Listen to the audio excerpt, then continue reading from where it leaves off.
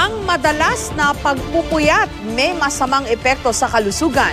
Kaya paalala ng mga espesyalista, sikaping makumpleto ang 6 hanggang 8 oras na tulog kada araw para makaiwas sa sakit.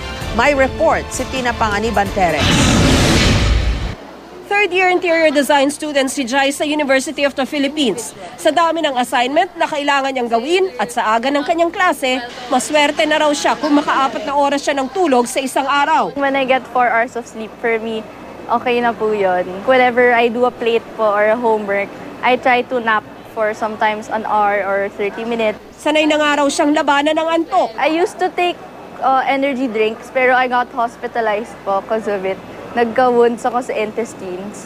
And then, like now, I take coffee or I take snacks to keep me awake. Ang madalas na pagpupuyat, nakakasama raw sa kanya. Antok ako in class. Tapos, may times na nag-fly po yung mind ko to, like, I can't concentrate that long. Ayon sa isang sleep specialist, ang mga nangyayari kay Jai, karaniwang epekto ng pagpupuyat. Antukin ka kinabukasan. Na apektuhan yung concentration mo, kasi hindi ka pa makapag-isip ng mabilis dahil inaantok ka. Sometimes even yung temper, nagiging mainitin yung ulo during the day. And of course, kapag may ginagawa ka, medyo mas sluggish ka, mas mabagal ka than your usual well-being. Kapag puyat, mas madalas din daw napapansin ng mga sakit-sakit sa katawan. Yung for pain, medyo mas sensitive ka. So sometimes it may lead to a lot of aches and pains. Magko-complain ka ng kasi mas mababa yung tolerance for that.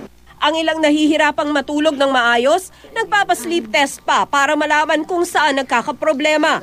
Pero masakit ito sa bulsa dahil sa isang gabi pa lang ng pagsusuri, gagastos ka na ng hanggang 33,000 pesos. Ayon sa mga espesyalista, 6 hanggang 8 oras daw ang kailangan nating tulog sa isang araw. Di naman daw masama kundi makabuo ng 6 hanggang 8 oras basta't hindi madalas magpuyat. Pero dapat mabawi raw na walang oras ng tulog. Halimbawa, sanay ka matulog ng 6 na oras sa isang araw. Kung 4 na oras lang ang tulog mo ngayon, dapat ay 8 oras ang tulog mo bukas.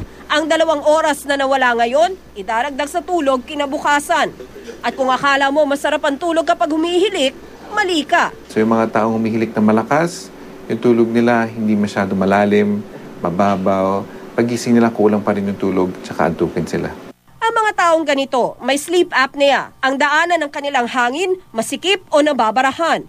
Ang sleep apnea ang pangalawang pinakalaganap na sleep disorder sa mga Pinoy. Pangalawa lang sa insomnia o hirap makatulog. Pero may sakit ka man o wala, para makatulog na mahimbing, siguraduhin gumising ng parehong oras kada umaga, kahit pa wala kang pasok, para maayos ang iyong body clock. Gawing madilim, tahimik at malamig ang kwarto. Humiga lang sa kama kapag inaantok na. Huwag sanayang manood ng TV, gumamit ng gadgets o gawing tambayan ng kama. At huwag mag-check ng relo dahil mas nakaka-stress kapag nakikita mong gumagalaw ang oras habang di ka pa makatulog. Tina Panganiban Perez, GMA News.